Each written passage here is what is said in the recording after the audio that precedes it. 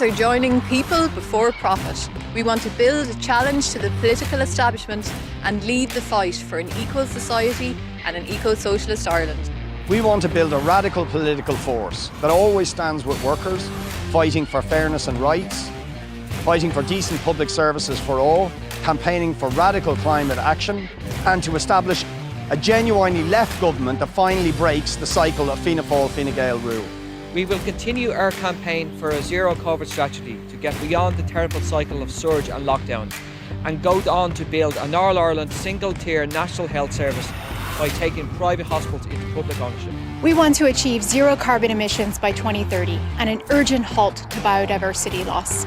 We can get there with free, green and frequent public transport and a massive investment in a green jobs program to provide renewable energy, retrofitting, afforestation, and high-quality, low-carbon public services like childcare, healthcare and education. We need to keep fossil fuels in the ground and to nationalise the big polluters and agribusiness so that we can plan a genuine just transition for all workers and all farmers. Separate church and state, end direct provision, oppose racism and all kinds of discrimination, stand up against the rise of the far right. We will continue to lead the fight for workers' rights, including introducing a €15 minimum wage, putting the pension age back to 65, enhanced job security, redundancy rights,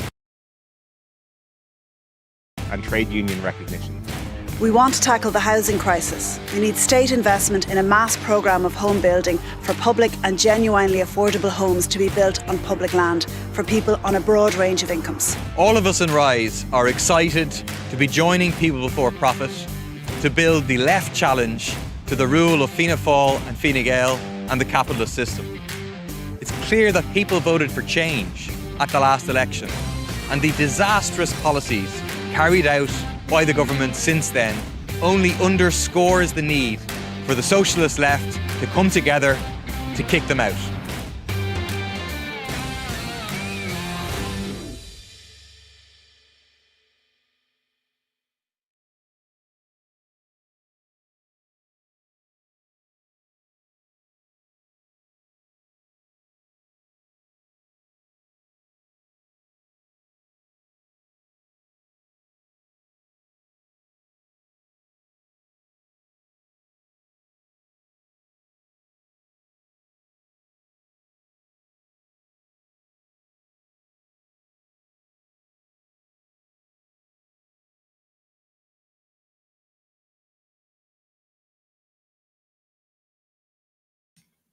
Ivanka, you're muted. It's a historic moment for the left, but nothing new in terms of technological fails. So I guess I'll start my welcomes again. Thanks very much, Paul. I'm not going to touch the mute button from now until the end. It's my absolute pleasure to welcome you all to what is a very joyful and a very happy occasion and a historic moment for the left in Ireland. I want to extend a very warm welcome to our comrades from Rise. This is an important day for People Before Profit and for progressive politics on this island as a whole. My name is Ivanka. I have problems with online streaming, as you can tell, and I'm from the People Before Profit North Belfast branch. It's my privilege and a pleasure that I can be the chair tonight for the rally. I want to welcome you all listening and watching on Zoom or on Facebook or on Twitter. And I want to encourage you to stay tuned in to this wonderful discussion we have with Paul Murphy and Breed Smith. I want to encourage you all to get excited about progressive socialist politics, to leave your comments and questions. All of us working behind the scenes here will be picking them up and passing them to Paul and Breed. And I just want to tell you a few words of how tonight it's going to work. We're going to hear from Paul and we're going to hear from Breed, and we're going to watch together a few really well put together videos with voices from activists across the island being excited about socialist politics and about the left joining forces to tackle some of the biggest problems we're encountering together, whether it's climate change, whether it's the far rising, whether it's the ongoing COVID pandemic. It's absolutely brilliant to see so many of us tonight together, being united in our solidarity and desire to move forward with socialist politics. So I just want to again welcome Paul, welcome Breed. It's great to see you both. I just wanted to ask how you feel about tonight. What are your thoughts on this really important moment for the left? Well, if I may come in first, Ivanka, thanks very much, and thanks for opening the meeting. I'm really excited, but unfortunately, I'm clashing bang right up against the clock now. I have to go into the Dáil and speak on the question of International Women's Day. Guess how we get once a year to talk about one of the most important issues facing us, gender inequality. But this is the day they've chosen, so I have to go. But I'll come back in as soon as possible, probably in about 10 minutes or so. So thank you, everybody, and really looking forward to this rally. So I'm going to leave now for a few minutes and I'll come back. Thank you very much, Reid. Thank you very much. Paul, what are your thoughts tonight? Yeah, I'm very happy to be here. And I suppose on behalf of everyone in Rise, just to thank the comrades in People Before Profit for the very, very warm welcome that we have received. So much so for those who weren't there at the PBP AGM on Saturday that the chair had to ask people to stop welcoming us because we were going to spend about like half the time of the conference saying how great it is that Rise is here. But I think it is very exciting. I was at my first PBP branch meeting last night, and Nikki Cools made the point that Rise joining PBP can be more than the sum of its parts. And that's the hope, is that us joining can add to the dynamism behind People Before Profit as a result of, the work of activists and public reps and everything of People Before Profit, to make it clear that People Before Profit, is the force on the left that has the potential to become the mass, broad, eco-socialist party that we desperately need, and that we all have a responsibility to seek to construct, given all of the crises that we're going to be talking about tonight. And the other thing is, just in the last couple of days, obviously I've been inundated by messages from people who I know from either other walks of life or campaigns and stuff that I was involved in the past. Many people who are saying, oh yeah, I'm going to join People Before Profit now. And that's kind of what we hope, without overdoing the hard sell. What we hope is that tonight there's people who are watching this meeting who have been considering getting involved in the organised left, who've been looking at People Before Profit. And, my main message to those people is take the leap like we have, get involved, join People Before Profit, make it your party and help to build it. Excellent. Thank you very much, Paul. I certainly hope for the same. I hope tonight people will be very excited, very proactive in the comments and questions and answers session, and that if they've been thinking about joining People Before Profit, they will do it now, because big challenges we face require all of us standing united in facing them. And on that note, I would like to invite us all to watch a video, one of the videos that we've prepared for tonight, on one of possibly the biggest, most direct challenges we face, which is climate change. As a climate scientist, I could see that big business was destroying our environment and disrupting our climate at an unprecedented rate. And I became convinced that we needed an eco-socialist alternative to capitalism. I'm excited that Rise are joining People Before Profit, because I believe together we can build a large, broad eco-socialist party. I joined the Green Party shortly after the local elections in 2019, and I even went on to chair a branch of the Young Greens, because I believed that the Green Party would be a party that would push for climate action and social and economic justice.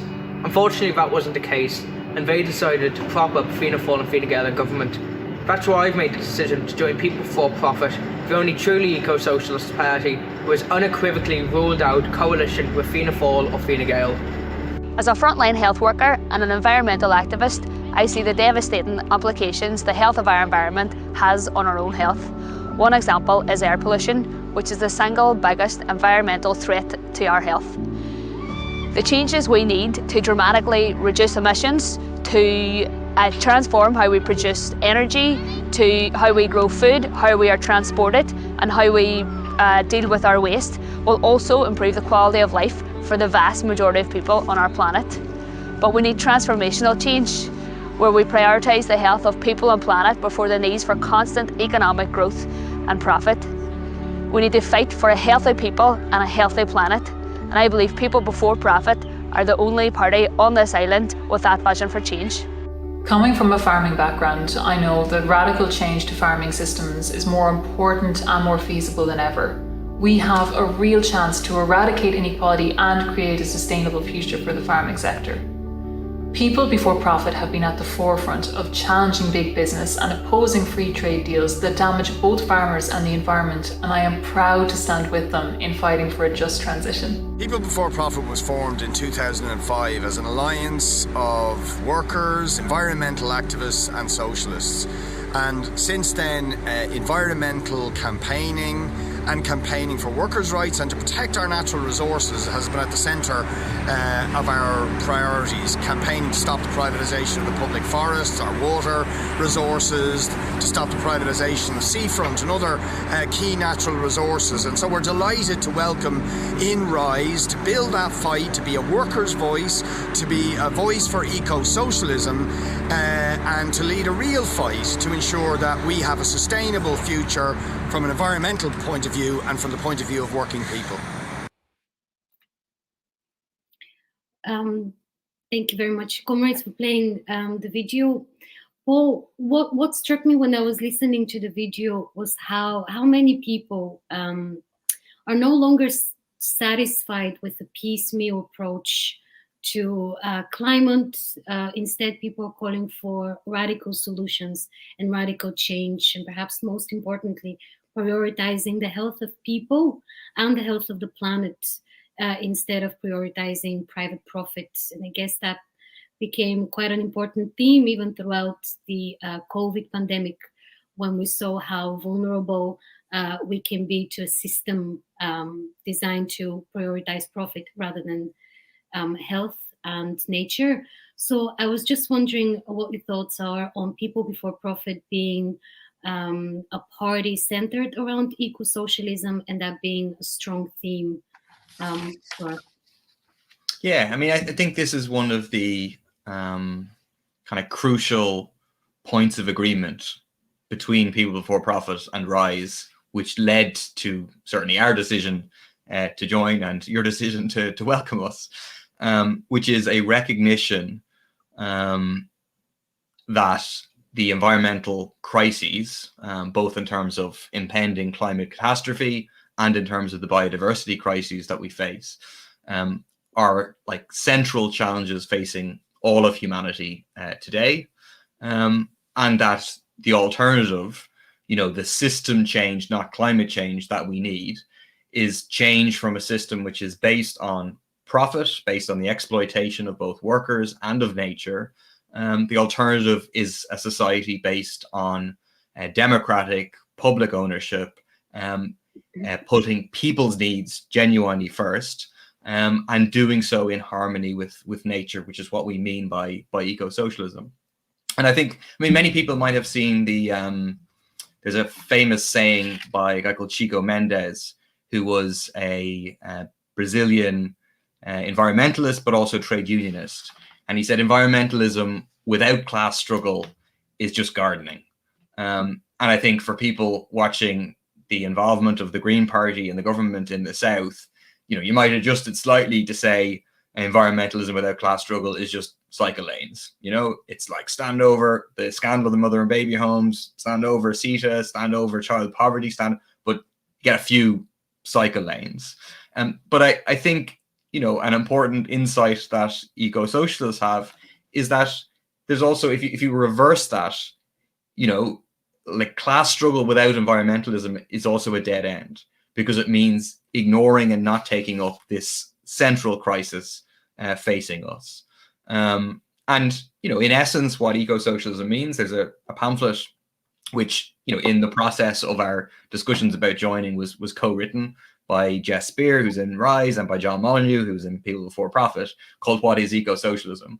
But to try and summarize that pamphlet that everybody should buy, effectively, one, it's a recognition of the fact that the environmental crises that we face are not the consequence of the activities of humanity as a whole, but rather it's a consequence of humanity being organized on the basis of capitalism and the unending pursuit of profit, whereby environmental destruction is treated as an externality, something that just they don't have to take account of.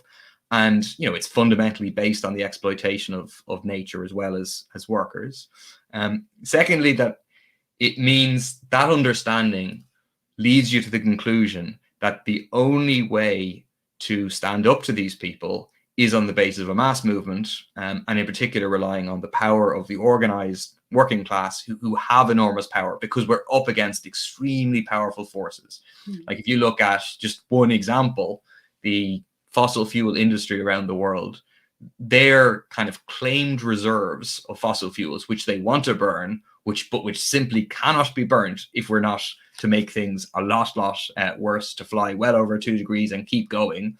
That's worth something like $27 trillion. There's a lot of interest for them in not having that. So it will require a mass movement from below. And thirdly, that point that therefore what we need is this system change and the construction of an eco-socialist society. And in a way, like the basic ideas of eco-socialism, in a sense, they're not new. You can go back and you can read these ideas in Marx and in Engels, but they were ideas that were largely lost for certainly most traditions on the left around the world, for kind of a variety of reasons that we probably don't have time to get into. But it is essential that we now kind of proactively proclaim ourselves to be eco-socialists, popularize the idea of eco-socialism, put forward demands which unite, which can involve broad section of ordinary people, workers and young people, in fighting for things that will improve people's lives at the same time as attempting to tackle climate change. So things like free, green and frequent public transport, like a 4-day week without loss of pay. And that maybe brings me on to the other thing I was going to talk about, the other kind of important point of agreement, I think, between RISE and PBP, and now just PBP, which is about the need to very positively engage with the aspirations of people to kick out Fianna Fáil and Fine Gael. I mean, in the last election, general election in the South, 31% of people in the exit poll said that they wanted radical change. And that's a broad sentiment in society. Huge sections of working class people, young people want that. And we think the left and the eco-socialist left has to very positively engage with that.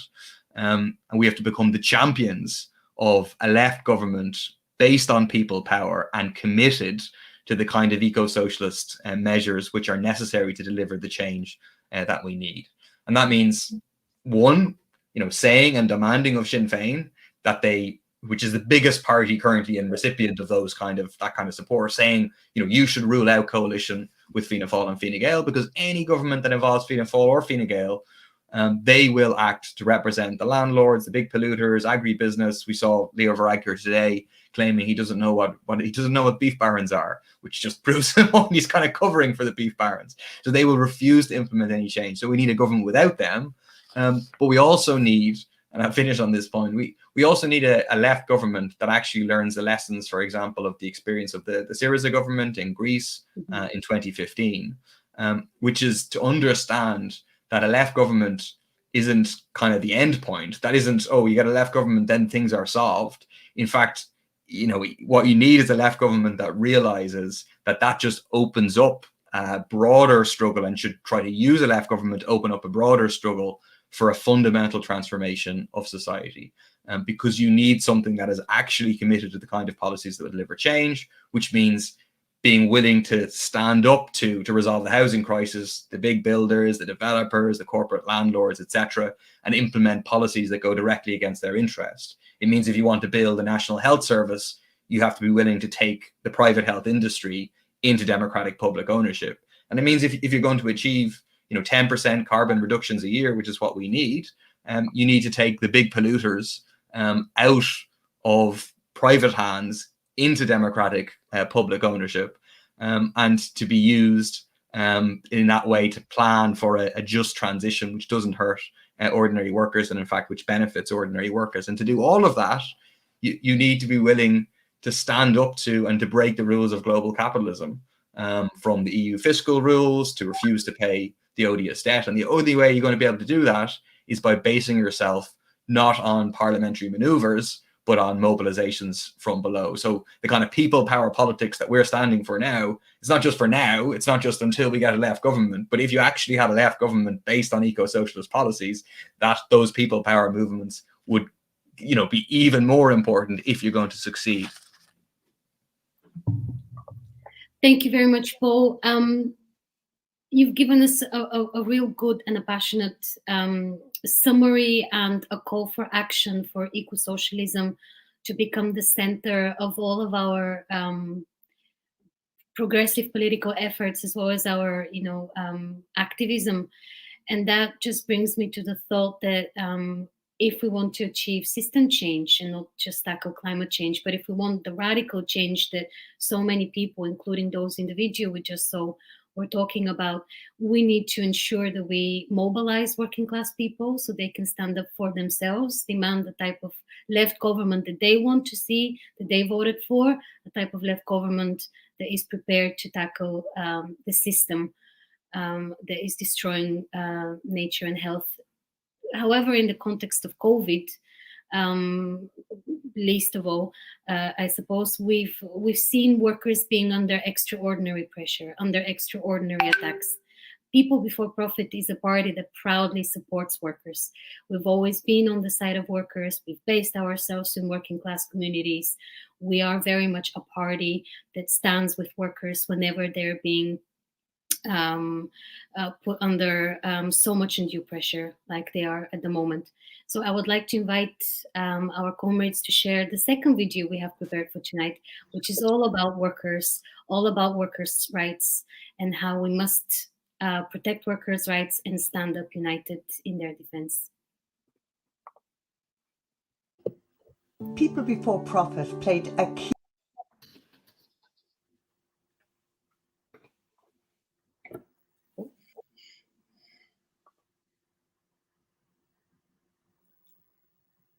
People Before Profit have been an amazing support to us, the ex-Debenhams workers, during our strike. From the activists who are there daily with us, morning, noon and night in the cold and the sun, helping us on our picket lines, to the TDs who are our voice that is heard in the Dáil, loud and clear from them. People Before Profit don't just throw words out to sound good, they actually act on these words. So they have been such a great help to us, and thank you. The COVID-19 crisis has shown us that it's workers who are essential to running society, not millionaires and CEOs. People Before Profit will always raise the voice and demands for workers. From healthcare workers to retail workers, basic demands around pay and conditions and respect are not being met, and they really should be, since we're essential. We want to help organise people in the workplaces to fight for change together. People Before Profit believes we need strong fighting trade unions. We stand in the tradition of Connolly and Larkin, who organised radical and democratic unions built on solidarity. Our members work with groups of workers who are organising, offering practical help and building support.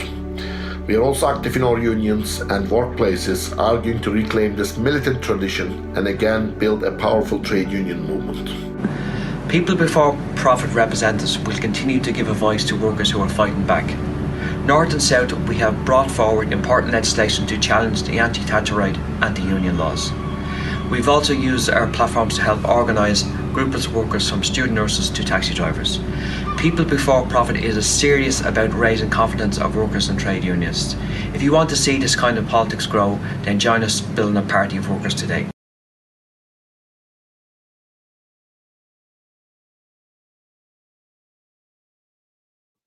Thank you, Paul.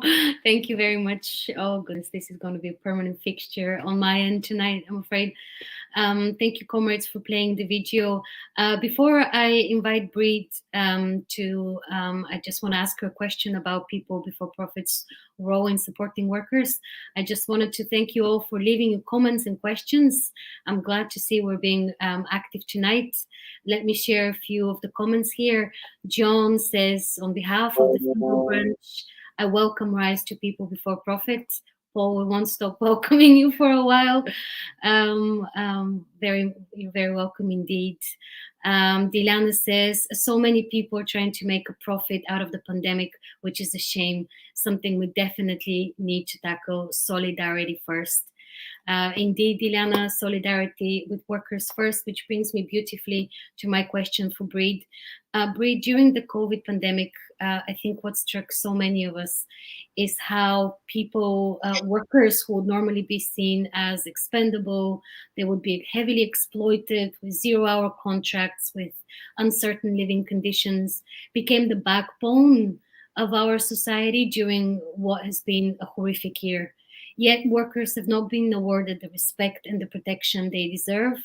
I'm specifically thinking of the Debenhams workers here, and people before profit and yourself have been standing with the Debenhams workers, for nearly a year now, more than a year. I'm losing track of time with COVID. What is the role people before profit can play and should play in supporting workers? Yeah, thanks, Avanka. It's a good question. First of all, can you hear me okay? Yeah.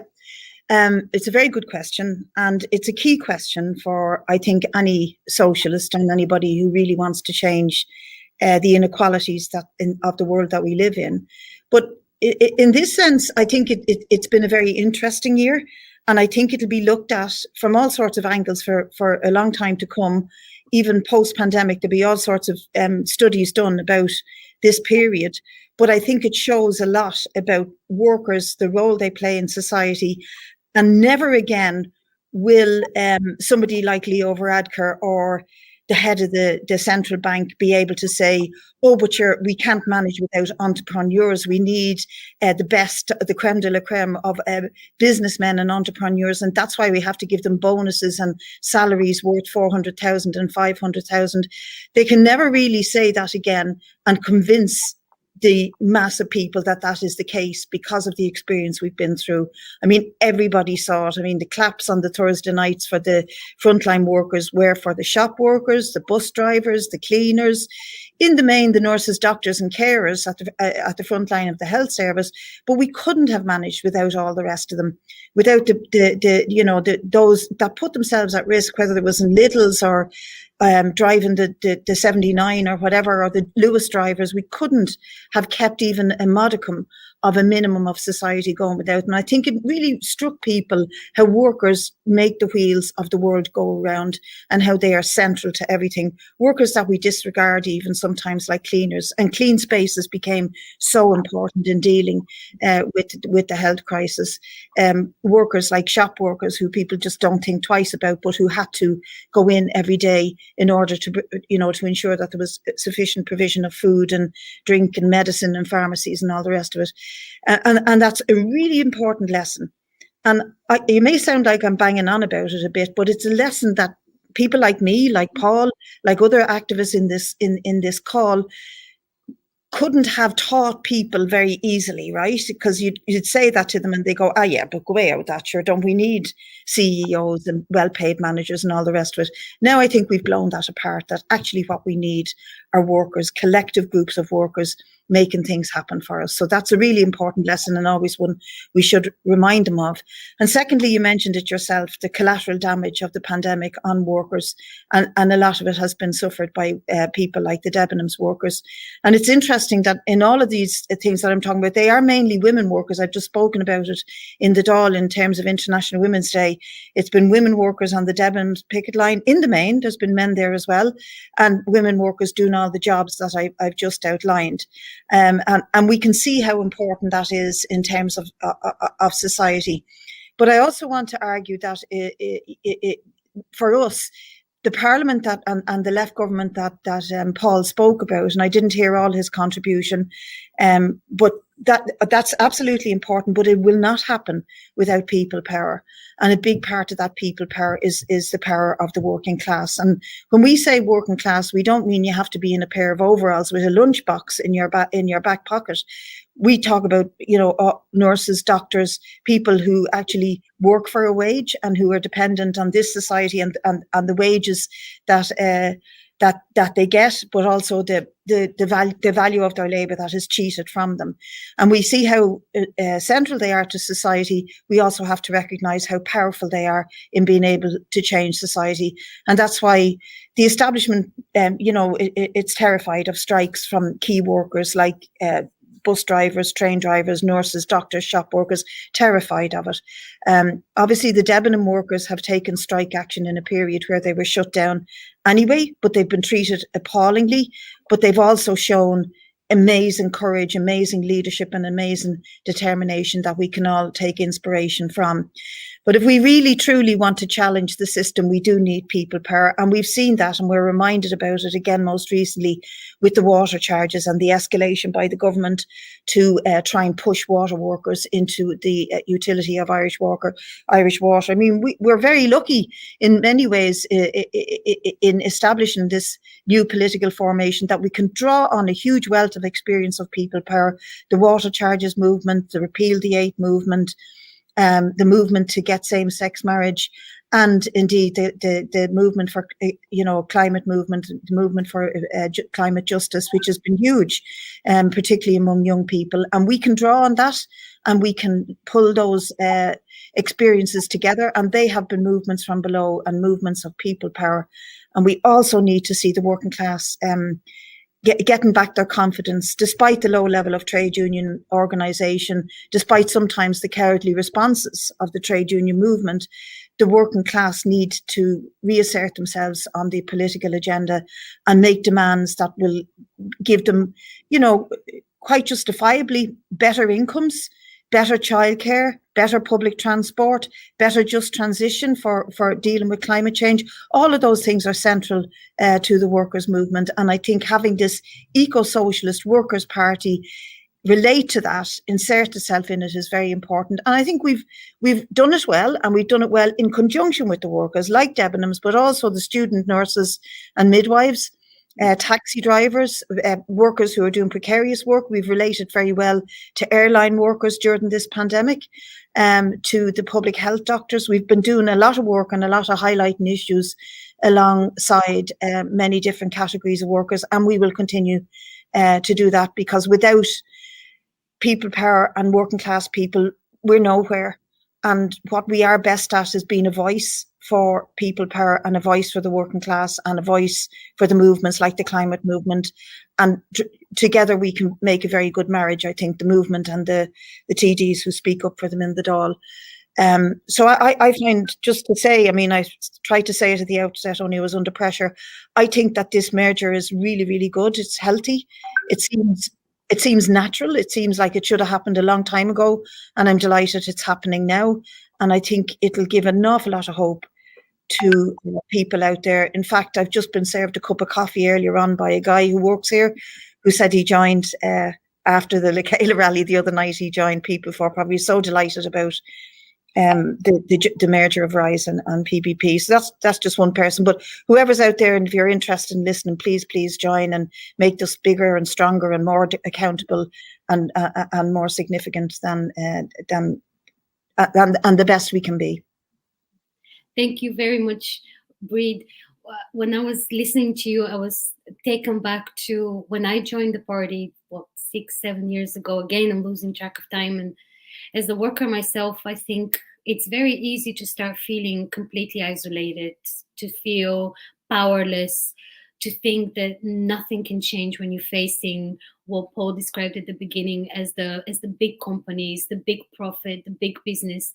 You feel like you're on your own in a fight which you're bound to lose unless you look around and you see strength in power and solidarity and unity, and you find a party like People Before Profit, which is grounded in the experiences and in the politics of working people, those who depend on their wage, on their labor to survive. And of course, in these difficult times, again, it's easy to I suppose, feel disconnected from others, to feel like you don't have much power. But in fact, you do.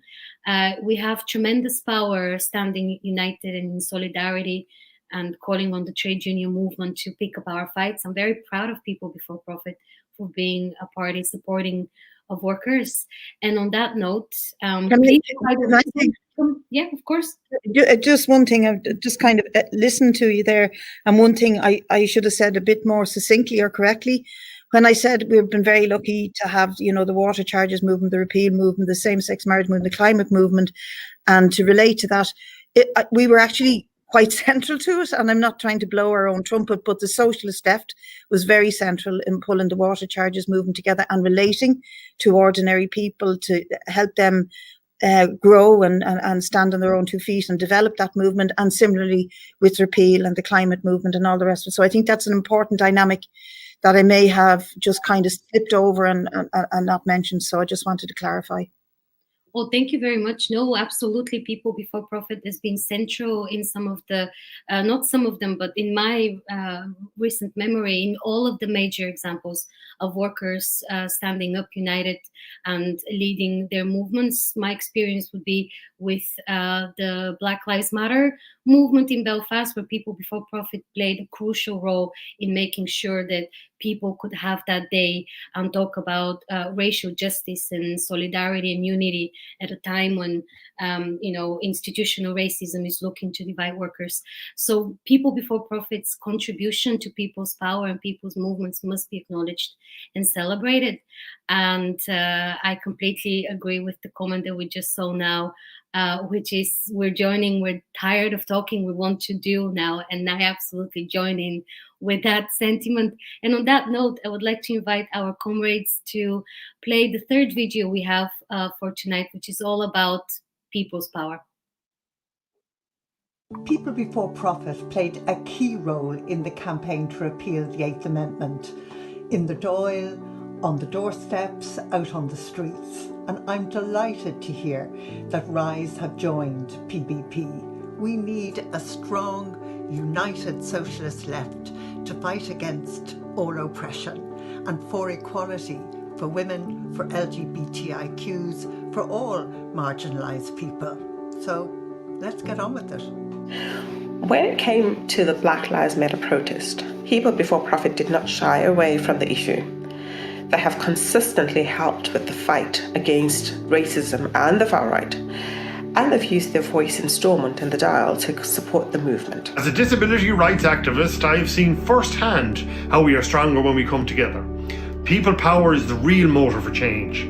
That's why People Before Profit don't only speak up for disability rights in the Dáil, we help to organise the campaigns in our communities as well. People Before Profit is made up of activists, not careerists. We don't take the bloated MLA or TD salaries, and we know essentially that real change doesn't come from Stormont, the Dáil, council chambers, but comes from campaigns of people power and campaigns outside those institutions. So we're asking everybody who agrees to sign up and get involved and help us build socialism for the 21st century. Great words from Jerry Carroll there to end of this video. If you want to join People Before Profit, even tonight, you can see a lot of our local branches leaving their details as comments. You can see that on the screen. So if you want to join People Before Profit branch in your area, please leave a comment or a question in the chat, and someone will get back to you. It's extremely important right now for us to build the left, to build our movements, to stay strong. Challenging times are coming. However, also very exciting opportunities for the left. Now we're going to move to the second part of tonight's meeting, which is the question and answer session. I'm really happy that some of you have sent your questions to us. Please keep them coming. We have plenty of time until around 9 o'clock, and Breed and Paul are very generous with their time, so we have time for questions and answers. So please keep asking. And let me start with, can I start with a question for Paul? I suppose well, at least I came back to this over and over again tonight. Clearly, as a worker, as a woman, as a socialist, the COVID crisis is playing on my mind constantly. It's like a constant thought presence. I just want to ask you, Paul, why do you think it was that it was People Before Profit and Rise that led the conversation on zero COVID approach on the island. That this approach now is picking up traction, and I think a lot of people from the establishment would like to present that as their own genuine idea, but it must be acknowledged that it was People Before Profit and Rise that were there having this conversation first. Why do you think that is? Yeah, and I think actually, in the process between Rise and People Before Profit, obviously, we had a lot of meetings and discussions and stuff, but also we had cooperation on issues and saw that in practice we were adopting the same sort of approach on different things. And zero COVID is definitely one of those examples where, we were out, a long distance ahead of the others who now are kind of, echoing some aspect of zero COVID because they think it's popular. And I think that is not accidental. And in many countries around the world, it's the eco-socialist left, which are, demanding the kind of strategies of elimination of COVID and zero COVID. And I think a useful parallel is with the climate crisis. I think so. The government's plan is called Living with COVID.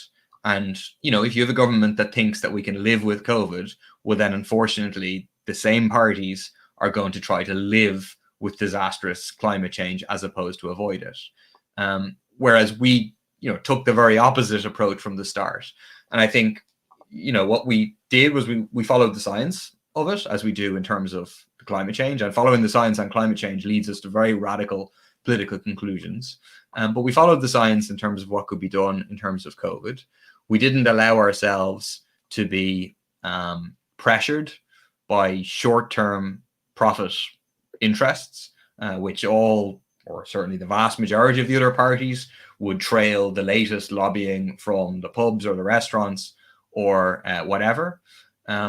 We weren't, because we're, based as an activist party, based in ordinary working class communities, we don't have any truck with kind of respectability politics and just following whatever the media says is okay, whatever is currently within the Overton window or whatever. And we follow the actual logic of the thing. And the result was that unlike, for example, Sinn Féin, but also most of the opposition, we didn't feel the need to welcome everything that the government did when what the government was doing was disastrous, even if it wasn't immediately, observable to most people. We knew that it was going to result in disaster, and we took, the stance that flowed from that. And I think, unfortunately, the conversation has definitely moved on zero COVID. Zero COVID is much more supported. I think if you had a fair opinion poll, as opposed to what the Irish Times did last week, I think a majority of people would support it. But the government still isn't implementing it, is the problem. And I think we need to try and build again public pressure from below for an elimination strategy, but including the crucial kind of socialist elements to say that we need a public health service, we need to nationalize the private health system, and to say that people's incomes have to be protected, because this can't be, at the moment we kind of have a hard lockdown on ordinary workers who are restricted to 5 kilometers, but you don't see any measures in terms of meat factories. In fact, the beef barons don't even exist. You don't see any measures in terms of employers being forced to allow workers to work from home. And you see very inadequate measures in terms of mandatory hotel quarantine. So we need to definitely kind of try and build the pressure again on that. Thank you very much. I suppose we have gotten a few questions on COVID. I don't think it's a surprise at all. So there is a question from Michael here and from another person watching from earlier on. I'm going to direct this one to Breed. What can be a plan to make Ireland COVID free? I think a lot of people might be tired from the empty rhetoric of the establishment around COVID, and they're looking for concrete solutions driven by workers, driven by people on the front line of the fight against the pandemic. So, Breed, how can we actually move to achieve a COVID-free or a zero COVID approach on the island? Okay, well, first of all, I think it's important that we keep talking about zero COVID, that we don't give up on it just because we now see a kickback from people whose frustrations are getting the better of them and they're coming out and partying on the streets. And it might look quite a depressing scenario to health workers and all the rest of it. And also because the government keep telling us it can't work. We have to live with COVID, and our only hope now is the rollout of the vaccine. I don't think we should give up on the argument. And in particular, I think the arguments that Paul made around workplace infection and not just turning a blind eye to beef barons or the construction industry, indeed, who make vast profits and continue to make vast profits throughout the pandemic, and ignore the public health for the sake of their profits, that should not go unchallenged. But also, I think crucially, the fact that more and more people are being allowed to come into the country without being made to quarantine, and that the country hasn't shut down, that it's still like a sieve in terms of its ports and airports. To me, that would be, and to the zero COVID strategy, that would be one of the crucial elements of trying to suppress the virus to the levels that we can then safely open up society. But we can only safely open up society when we have in place a serious tracking and tracing mechanism and a serious testing mechanism that can, where there's outbreaks, go after the outbreaks and contain them first of all, and then crush them. And it's been likened many times, and this is written into our strategy, to firefighting. You know, you don't put up with them. You want to have zero fires in any society, so you have a fire brigade, and where a fire starts, they go out and they put it out, and that's the way we should see it. But you know, interestingly, and I just mentioned it again in the Dáil there, the one cohort in society who could really, really help us and bring this forward in terms of the plan that should happen to go along with zero COVID, to expand out the sort of firefighting technique, are the public health doctors, and they've been treated like crap. They, you know, we're first of all, we're under-resourced, but also they've been treated like crap insofar as they're not being listened to. They've no powers. They're not being consulted in terms of implementing any strategy. Most of the mechanisms like contact tracing and testing and all, the plans for same have been outsourced to companies, you know, big consultancy firms.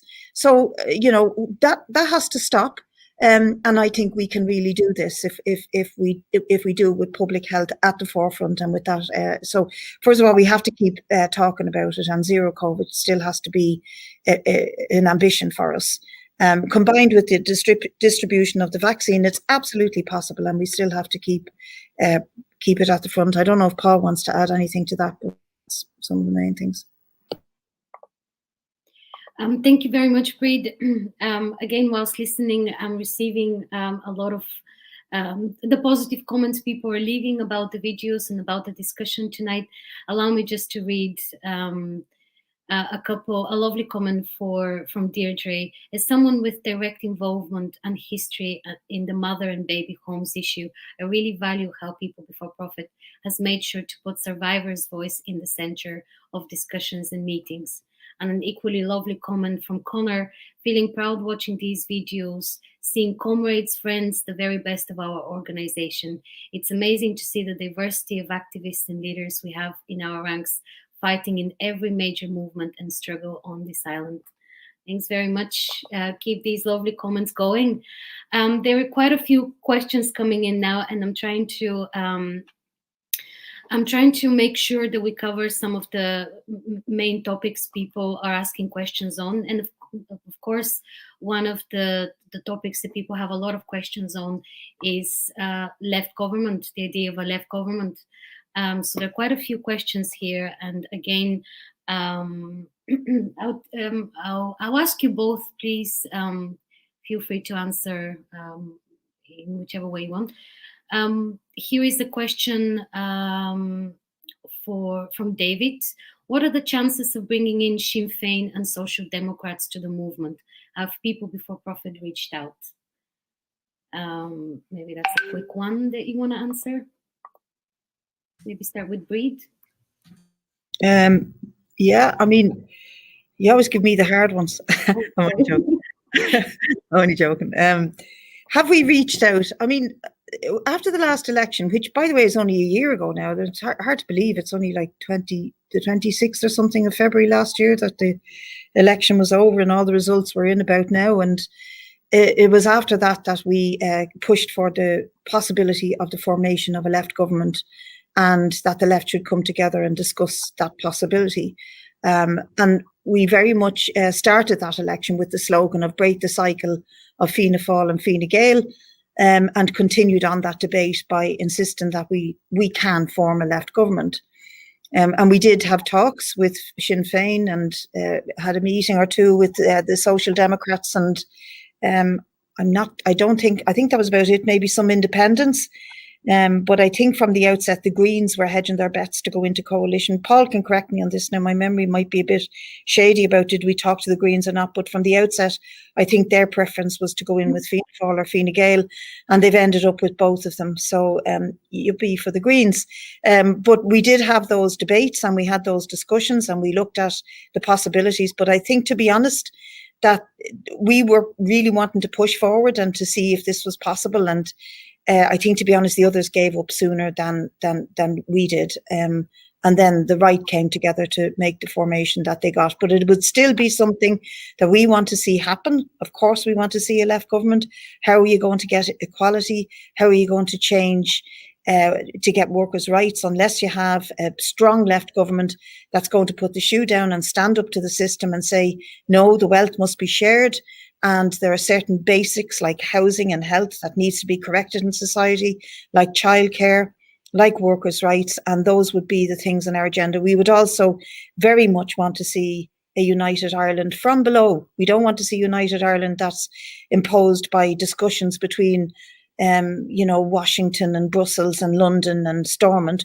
We want to see united Ireland from below that benefits the people of both sides of the border in all aspects, in totally changing the type of education, healthcare and working relationships that we have in this country. That's why we are for a border poll, which is on the agenda and be discussed over the next few years.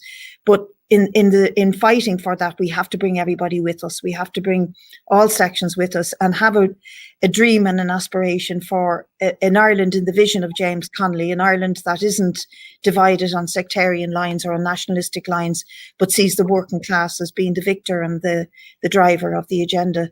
So that's our agenda.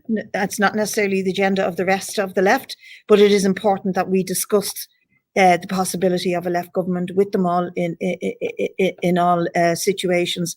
And the last election was a hopeful one in those terms, but it didn't come to fruition. And I don't remember, and I wouldn't have been one of the key negotiators, and I don't remember the exact the sort of calendar of how things happened. Maybe Paul would flesh that out a bit, but my memory of it is that Sinn Féin didn't continue the discussion of the possibilities of formation of a left government, even though we had gone quite a way in the discussions with them.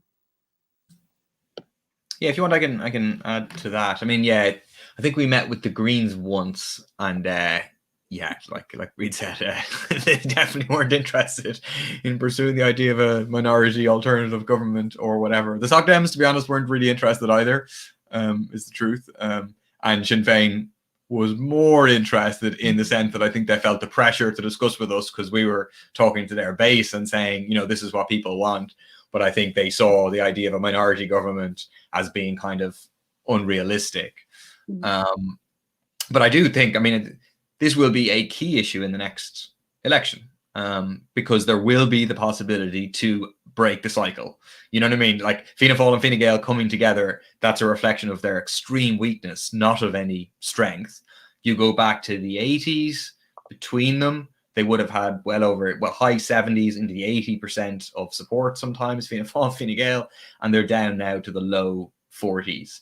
And that trajectory is likely to be accelerated by the aftermath of COVID and everything else. So this will be on the agenda. And, I think a big issue, and I think we have to hammer it home, is the question of coalition with Fianna Fáil and Fine Gael. Because we've seen it again and again and again with Labour over and over, and with the Greens now over and over, that if you go into coalition with Fianna Fáil and Fine Gael, you will not deliver on the change that the people who look to you want you to deliver.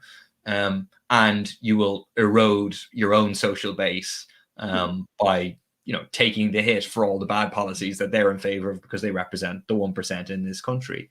And it is a problem stop us talking to them, and it definitely won't stop us campaigning alongside them in broad campaigns. But it is a problem that Sinn Féin and the Social Democrats, are very open to the idea of coalition with Fianna Fáil and Fine Gael. And people watching the last couple of weeks, Sinn Féin in particular, there's been a number of stories about Fianna Fáil being more open and then Sinn Féin responding in a positive way. And the number one thing that I think could be done tomorrow, which would give a big momentum behind the idea of a government excluding Fianna Fáil and Fine Gael, is if Sinn Féin came out and said, we want to give a commitment, we want fundamental change. We know that Fianna Fáil and Fine Gael won't deliver that change. We've seen the Greens, we've seen Labour, and we're saying now we will not be going into government with Fianna Fáil or Fine Gael, and we want to be part of an alternative government. And that would give people hope that we won't just repeat on this loop of various people bringing Fianna Fáil and Fine Gael back into power. It would give a real dynamic behind that idea. So as well as working together in campaigns, as well as saying, absolutely, if there's a possibility of a government without Fianna Fáil and Fine Gael, we will negotiate to see, on the basis of our red lines, to see, is it going to be an eco-socialist government? Can we be a part of it? But even if there isn't agreement on those red lines, we would give a commitment. We'll use our votes to allow that government to come to power, and we'll vote, in favour of every single measure that's in the interest of ordinary people, while also looking to people power to kind of force that government to do the kind of things that it will be elected to do. Thank you very much. This is brilliant. Again, I suppose, Paul, your answer touched on another question we had here, whether it's on whether or not the Green Party in government would make a difference to the climate crisis. And I suppose on a somewhat similar note, there is a question from James here, who experiences way too much of Alan Kelly's presence on TV these days when he switches on his TV or radio. So James's question is, do you both think there is an ongoing attempt to rehabilitate the Labour Party? And is this a reflection of the recognition on behalf of the political establishment that the radical left is becoming a force to be reckoned with? If you want, I'll take that. Yeah, I feel the same. Alan Kelly being on the TV all the time. And I do. I think there is an attempt to resuscitate a absolutely diminished Labour Party in order to have another alternative, another party from the point of view of the establishment that they can play around with after the next election to get a government in the interest of fundamentally the capitalist class in this country. I don't think it's going to work, though, fundamentally. Do you know what I mean? Alan Kelly's been on the TV nonstop for a year, and the Labour Party are continuing to decline in opinion polls because in the past, when Labour would betray people, there wouldn't really be an alternative for people, and then people would kind of slide back to them. But now there is an array of alternatives, so I think it's very difficult for them to make that route back. But I think, from our point of view, there is the potential to build a substantial kind of principled left party based on people power, based on anti-capitalism, based on eco-socialist ideas, and based on, as a part of that ruling out coalition with Fianna Fáil, Fine Gael, there is a potentially, big enough space for such a party here. And the other point in terms of the Greens, I think, the truth is that the Greens have done the environmental movement and the necessity for action on climate change harm by being in government rather than assisting it. And that's in two ways. Kind of one is actually directly by the actions that they're involved in, for example, in trying to push through CETA. If they manage to push through CETA, and obviously there's an impressive campaign to try to stop them, which we need to try and build. But that will give the right of Canadian corporations or US corporations based in Canada to sue Ireland if Ireland takes measures that are perceived to interfere with their kind of expected profit, including measures of an environmental character. But the second reason it's damaging is because it does unfortunately serve to underline for some people, to achieve the kind of change that we need a mass movement of workers and working class communities to fight for radical action on climate change. But what the Greens do is paint the idea of, oh, you know, climate action just means carbon taxes. Climate action means making life harder for ordinary people. Whereas actually it's the complete opposite message. We need a transformational kind of program. Like, you know, you see a glimpse of this in what AOC in the US is putting forward with the Green New Deal, a program that would transform people's lives for the better in all sorts of ways. Like a green jobs program could create, you know, hundreds of thousands of jobs in this country in retrofitting, in afforestation, in renewable energy, and quality, unionized, decent jobs that also help. So yeah, but I presume all of our audience here probably agrees with that. Thank you very much, Paul. Bree, do you want to say anything, or are you? Yeah, well, I mean, we could talk about all the other parties all night, but I think what we do need to emphasize is what we stand for and what we want to see. But I think what Socialist Party like ourselves, an eco-socialist party, stands out in is that we see the solution to climate change coming from sort of breaking away from the market and the mode of profit as being the thing that delivers, that'll deliver system change. But policies are consistently coming from others that say that we have to rely on the market for, take for example, renewable energies. There was an item on the news this morning about the amount of planning applications gone in for offshore planning all along the East Coast. And the number of companies and conglomerates involved, it's just incredible, the scrummy that's going on for to get in on Ireland's offshore energy industry, because it would be a very, very valuable industry. In fact, we could end up being net exporters of our own energy, and these companies know that, and that's why they're jumping on it. They're just queuing up to get in on the act. Whereas what we want to see, and we got this pushed at the Climate Action Committee in the last all, was that we should be investigating the establishment of a state-run company on the lines of the ESB years ago that turned on the lights everywhere in the country for us, a state-run company that would deliver on renewable energy and that would gain the benefits of gain the benefits for the entire country of the production and the distribution and hopefully the exportation of that energy, and would make us, zero carbon or bring us in line with our commitment to Paris, etc. I think that's a real possibility, but we cannot rely on the private industry to do it. And now that we are relying on them, I think it's going to be a disaster. It's going to be far less than what it could be, and it won't deliver for the changes that Paul talked about: retrofitting, social care jobs, re-wetting the bogs, biodiversity jobs. They are things that I'd love to do it. I'd love to be out sorting out bogs and forests and flowers and frogs and all the rest of it. I'm getting paid for it. It'd be lovely, but we could actually do that and make a huge difference to the planet and the agenda climate change. Thank you very much, Preet. I'm really enjoying how you and Paul are following each other's thoughts and comments. And one other person, Eddie here, is enjoying it as well, because this is his comment. I think it's beautiful. People before profit and rise is a marriage made in heaven. The sky is the limit. Get involved. Absolutely, Eddie. The sky is the limit. And I suppose this brings me nicely to another big topic here, developing in the question section. It's all about, I suppose, equality and diversity and the role that people before profit has played in supporting multicultural Ireland. So I just want to link a few questions together, since they're following very well from each other.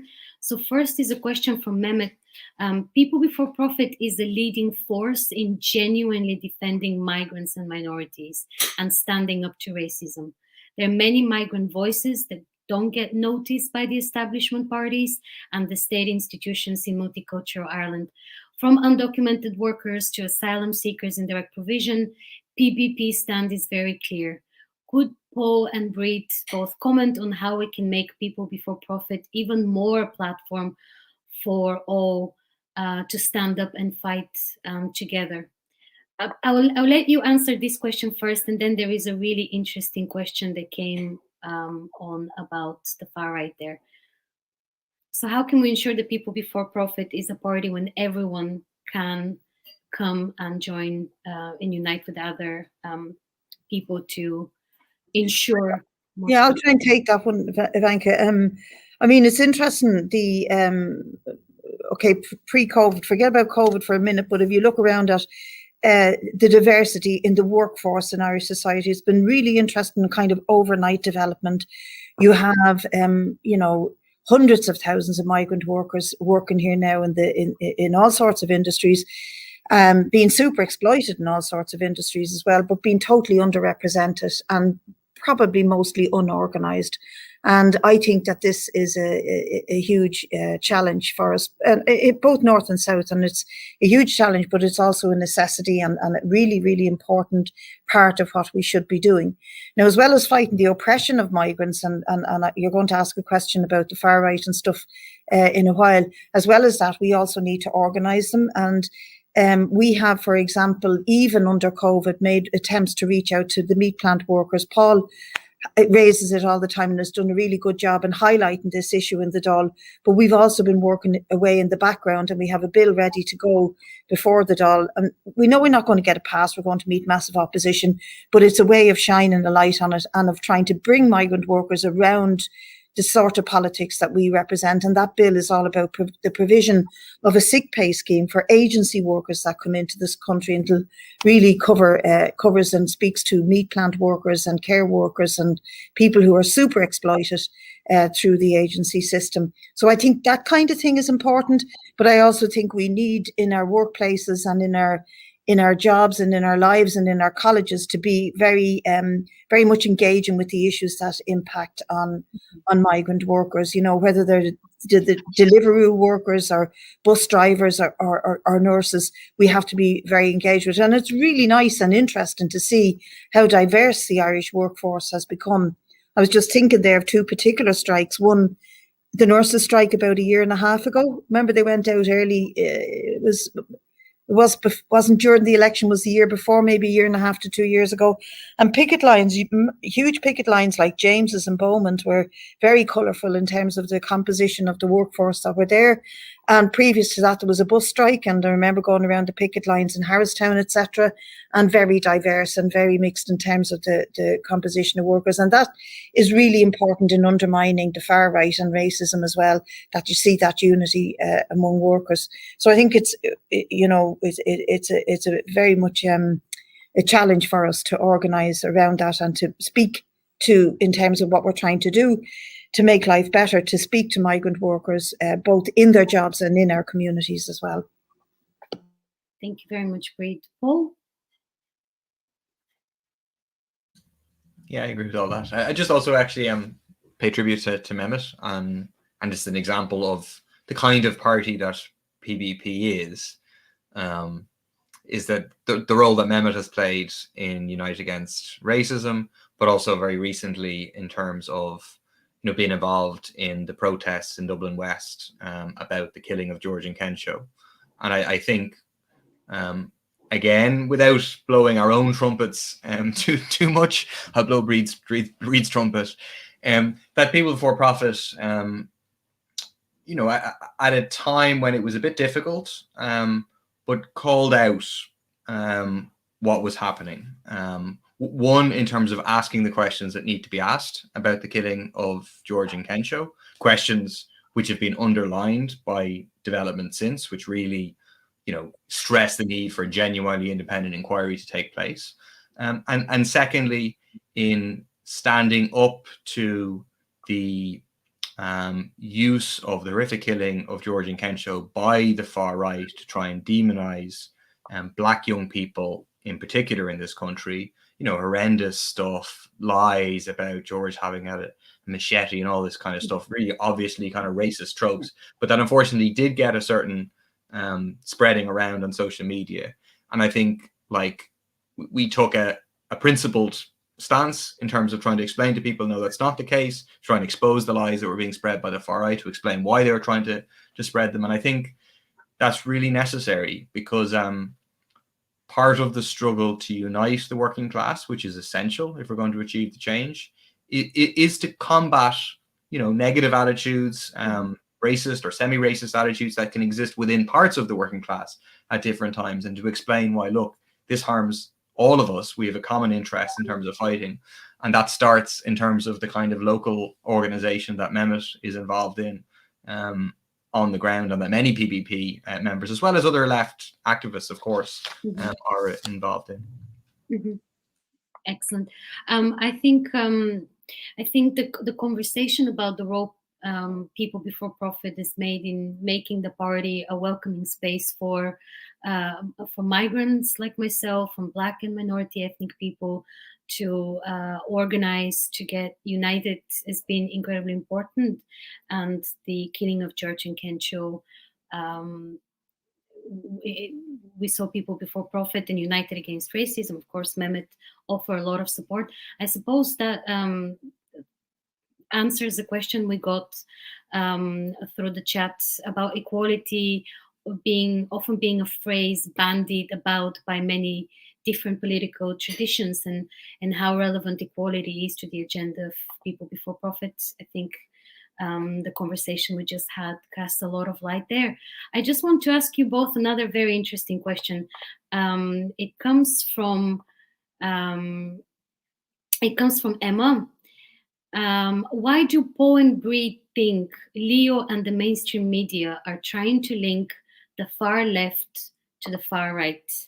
And I suppose this question is very relevant to what happened a few days ago when, I don't know what's the South's equivalent of a chief constable. Please help me through the jargon here. But what we would call chief constable in the North essentially said here it was the far right and it was the far left organizing this protest, which was like a slap in the face of health workers at the moment. So why do you think there is an attempt to link the far left with the far right?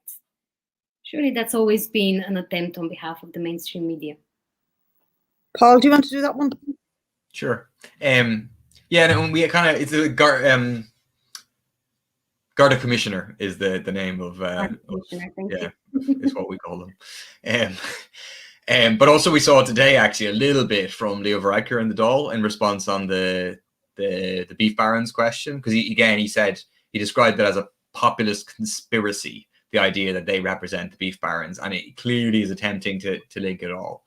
So I think this is very consistent, that they attempt to say kind of horseshoe theory that once you go far enough left you're basically right or whatever, as a way of diminishing, undermining, slandering the left, which obviously stands for the very, very opposite of what the radical right, the far right and fascist right stand for. And I suppose, the ridiculousness of it was obviously exposed by Drew Harris's comments about the anti-lockdown protest. We're accused of being, zero COVID fanatics. On the one hand, Stephen Donnelly accuses of wanting us to have people locked down until September, which is obviously ridiculous. We're for like a shorter but more effective lockdown because of taking on employers. But then on the other hand, Drew Harris says that, we're somehow involved, the far left is involved in an anti-lockdown protest. So it's completely incoherent, but it's there for a purpose of just throwing it all in the mix of people that you wouldn't want to have anything to do with. And then the other important point, I think, is that it is exactly what the far right want.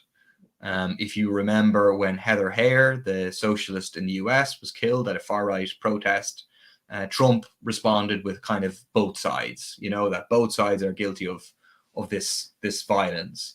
And it's an echo of that. And it allows them to create confusion. So, for example, I saw Ben Gilroy had on Twitter that the guy who fired the rocket at the Gardaí, the kind of firework rocket at the Gardaí, was associated with me. And then people asked, like, oh, how do you know that? And he said, Drew Harris said it on TV. And Drew Harris obviously didn't say that on TV. And it's obviously not true at all. Not that it was said on TV isn't true, and that it's the case. I don't have a clue who this person is. But it serves a definite purpose for them to muddy the waters and to say, oh, it's, they're not, the far right isn't responsible for the violence that happened on Saturday, but that actually kind of infiltrated from the far left or something else. So I think it is dangerous and worrying, and it is quite instructive that the reaction of the establishment to a far right demo is to say, in the words of Helen McEntee, oh, it's not important to worry about naming these people, about who exactly is responsible. Whereas precisely it is important. Mm-hmm. It's important to name the responsibility for the far right, and then it's important to build broad opposition to them. Thank you very much. Bree, do you want to come back on why Leo Varadkar, the establishment media institutions like the Garda Síochána are looking to link the far left with the far right? Isn't that a perfect opportunity for the far right to make significant gains, as Paul has just argued?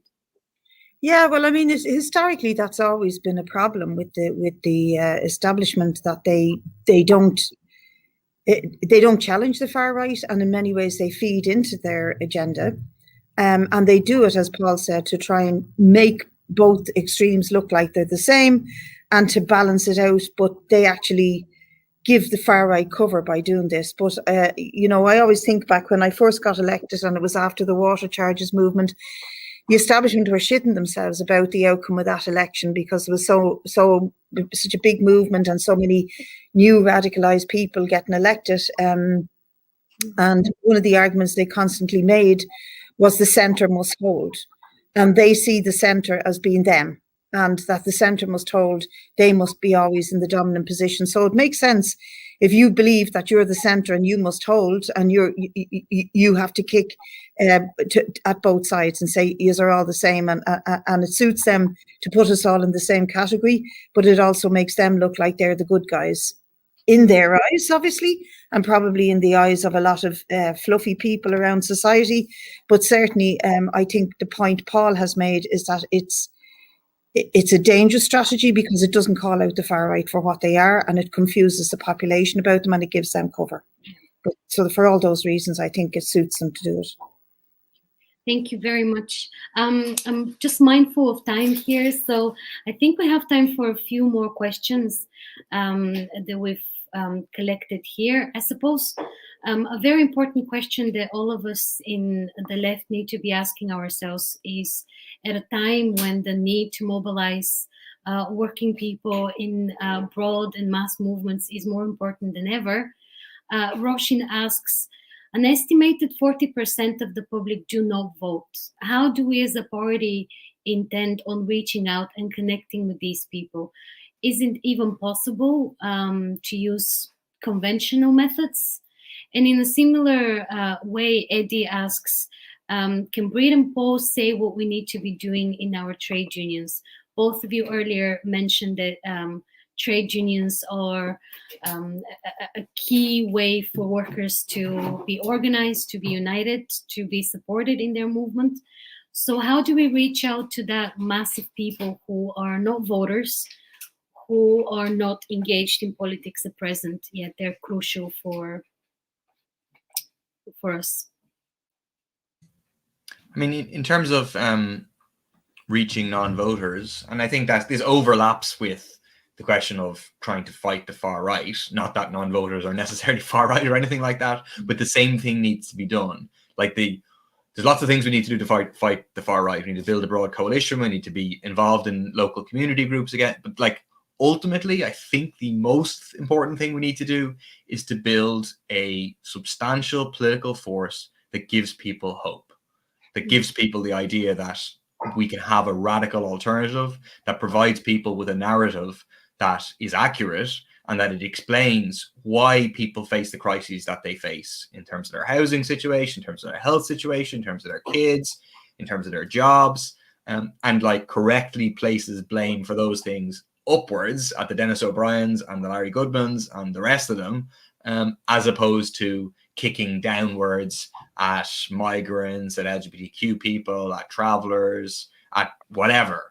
But I think giving people a vision of the fact that we can achieve change. And I think a good example of that, I think if you look at if you look at the water charges in the South and how that gave people a sense of power that ordinary people had power. And in a way that was encapsulated in terms of what happened in Jobestown, and that was what drove the establishment so mad about it, is that working class people have power and begin to feel their own power.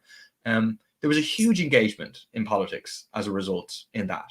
And like there was, for example, a significant uptick in the amount of people who participated then in the marriage equality referendum and in the elections that followed that. And for us, I mean, that's a byproduct. The most important thing is actually that people were involved in movements and experienced their own power.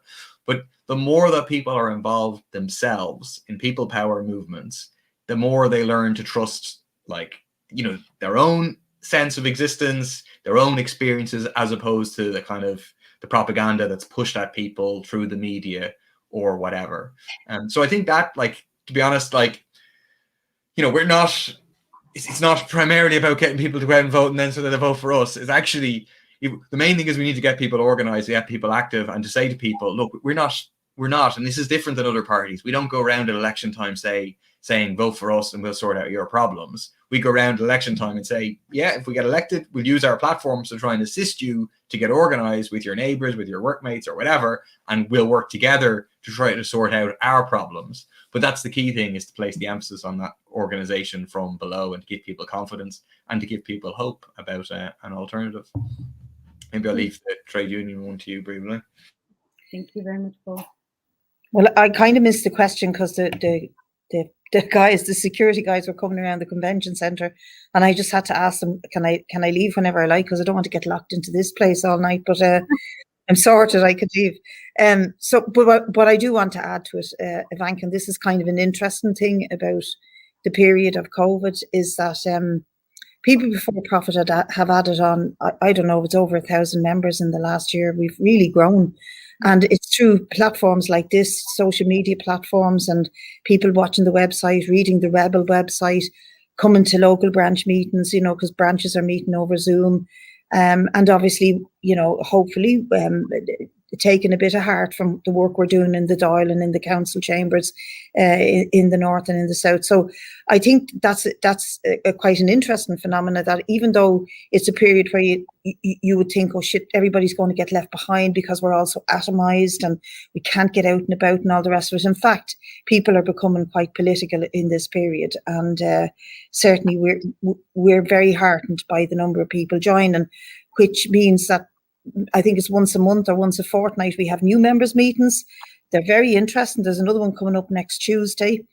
You get a real chance to ask the questions that you've been thinking about yourself, you know, that you've been working through, and getting reasonably decent answers from 2 or 3 presenters of the meeting, and delving down into issues in a bit more detailed way than we can here. So I would encourage people to participate in that, and to as I say, to join people before profit, because at the end of this, when we come out of it, if we have branches in every county, in every significant town, and loads more in the cities, and that we're able to have caucuses in colleges and workplaces and environmental groups and all the rest of it, it'll stand to all of us, and stand to our potential to really shake things up when we're able to mobilise again and stand together arm in arm on the streets and on picket lines and against the far right and all of the, you know, the whole 9 yards. So I think it's a really encouraging period. I'm sorry I missed the context of the question, but I just wanted to add that in.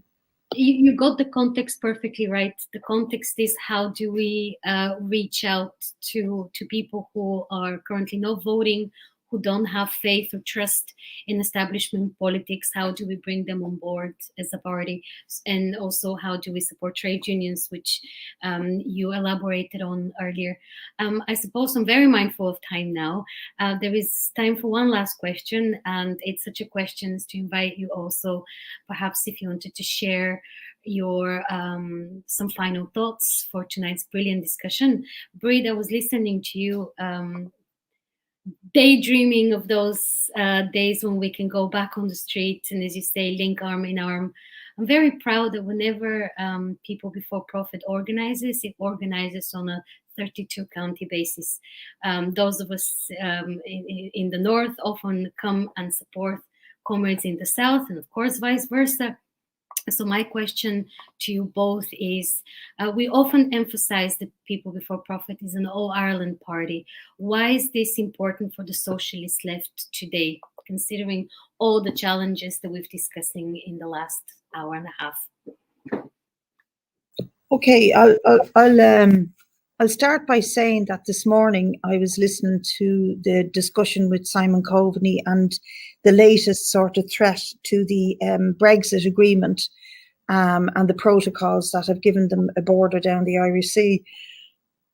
And I'm not, going to bang on about the discussions between Europe and the Tories and Simon Coveney, but just to say that there was an added menacing kind of part of it where loyalist community organisations had written to the British government and saying, we're sick of this shit, we're not putting up with it. Now, why do I think that's menacing? Because I think that for loyalist paramilitary organisations to be inserting themselves into this discussion without, in absence of a context, I'm quite worried about that, because tensions can spill over into sort of actual sectarian acts on the ground. And the one thing that I passionately want to see an end to is sectarianism in this country, what James Connolly called the carnival of reaction. And the division of this country, the partition of it in the manner that it has been perpetuated and when it started and then perpetuated, has pushed the communities away from each other. So I don't see how any socialist could envisage a future where you can tolerate or manage sectarianism. In fact, what Stormont has been trying to do for the last, what is it now, Ivanka, 20 years or so, is to manage sectarianism in a way that, as we all know, if you go into Stormont, you have to identify yourself as either nationalist, unionist or other. Now, where would you get it? Where would you get it that you have to identify yourself on those on that basis? And we want to see an end to that. And I think also increasingly the traditional role of the British Empire in its interest in Northern Ireland has been eroded, very much eroded, because the sort of economic and industrial base of Northern Ireland has completely changed. And I honestly don't think they care that much that, to see it as a strategic base. There's a political reason why they want to hold on to it, but strategically it's not worthwhile for them. But strategically for socialists, it's very worthwhile to end that sectarianism and that partition divide. And if anything showed it to us why partition is bad for the island, for all communities, it has been the COVID pandemic, because we've got two different health services, two different jurisdictions, two different sets of politicians making two different sets of rules, and it has really hampered progress for everybody living on this island.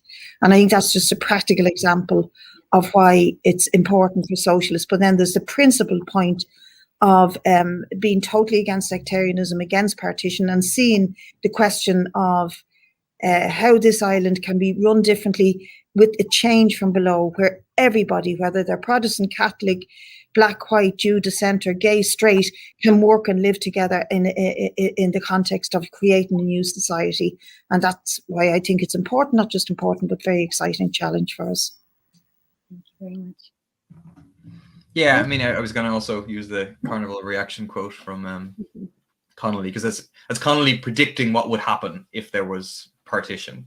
And, the consequence was the creation of, two sectarian states in a different sense, but in the South dominated by the Catholic Church. We're seeing, they've been evident, but the kind of abuses that flowed from that domination. You see the role of De Valera's son in the revelations last night in terms of prime time, the adoptions and everything. It's just a glimpse of one aspect of the kind of backward, church-dominated, also imperialist-dominated society that was created in the South, and in the North, a very deeply sectarian, discriminatory state. That has gone through changes, just like the state in the South has gone through changes, but fundamentally very divided, very sectarianized society. And we want to replace those two states with a socialist state, an eco-socialist state, I suppose, whereby we don't have, like, the breeding ground for division, for racism, for sectarianism is scarcity, where there aren't enough homes to go around, where there isn't enough decent jobs to go around, there aren't enough public services to go around. That's where the likes of British imperialism or whatever or the far right can divide and rule and say the reason you don't have access to what you need to have is because of these people over there. And so it's on the basis of a common struggle for decent living conditions, for decent housing, for separation of church and state, for a national health service across this island, that we can bring people together in the struggle against capitalism and imperialism and the struggle to create an eco-socialist country. Fantastic. Thank you both very much. And of course, it's whenever people come together that they score big victories for themselves. I'm specifically thinking of the fight to repeal the 8th Amendment, when comrades from the North came in very much to join that fight, because we were fighting for reproductive rights for everyone on the island. And similarly, when the far right was mobilizing across Belfast and proudly marching, comrades from the South came up to help us oppose them, so they would know that Belfast, for example, is not a place where the far right can organize without being opposed by workers and their trade unions. So there is a proud history and a proud practice of being an all-Ireland party. And the bigger the challenges that face us, I'm sure the more united we're going to be in the party. And I hope for all of you listening today, this is basically the end of our meeting for tonight. There will be plenty of opportunities for you to get involved. I specifically want to mention on coming Monday, it's 7:30 p.m. There is going to be an International Women's Day meeting. I believe you can see the link for that in the chat. And there is also going to be a meeting for all the new members who recently joined People Before Profit on Tuesday at 7:30. So plenty of meetings for you to get involved, but certainly get involved, get excited, get proactive. This is an important and a beautiful moment for the left on this island. Welcome again to the Rise comrades. Now that we've united and we've joined, the real struggle begins, the real struggle to protect workers, to empower workers, to ensure diversity and equality are not just empty slogans, but an actual reality for us. So we all have a role to play. So thank you very much for staying tuned in. Thanks for listening, for asking questions, and for sharing comments. And we'll see you very soon. And thanks to Brit and Paul for participating as well. It's been amazing. Thank you.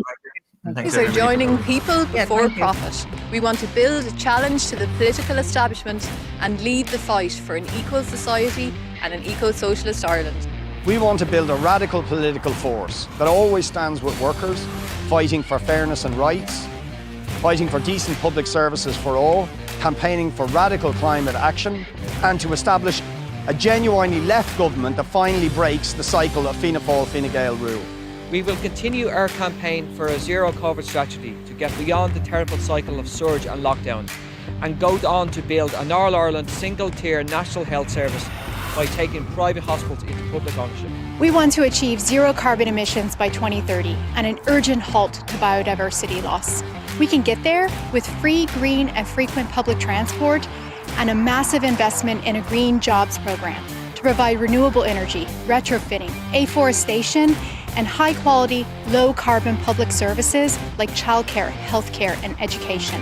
We need to keep fossil fuels in the ground and to nationalise the big polluters and agribusiness so that we can plan a genuine just transition for all workers and all farmers. Separate church and state, end direct provision, oppose racism and all kinds of discrimination, stand up against the rise of the far right. We will continue to lead the fight for workers' rights, including introducing a €15 minimum wage, putting the pension age back to 65, enhanced job security, redundancy rights and trade union recognition. We want to tackle the housing crisis. We need state investment in a mass programme of home building for public and genuinely affordable homes to be built on public land for people on a broad range of incomes. All of us in Rise are excited to be joining People Before Profit to build the left challenge to the rule of Fianna Fáil and Fine Gael and the capitalist system. It's clear that people voted for change at the last election, and the disastrous policies carried out by the government since then only underscores the need for the socialist left to come together, to kick them out.